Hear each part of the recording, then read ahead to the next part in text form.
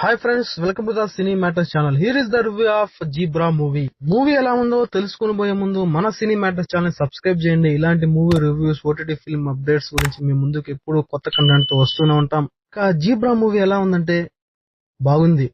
ఈ మధ్యనే లక్కీ భాస్కర్ అనే మూవీతో మన దుల్కర్ సల్మాన్ గారు అయితే ఒక మంచి హిట్ అందుకున్నారు బ్యాంకింగ్ బ్యాక్ డ్రాప్ మూవీతో. ఇది కూడా బ్యాంకింగ్ బ్యాక్ డ్రాప్ జోనర్ మూవీనే.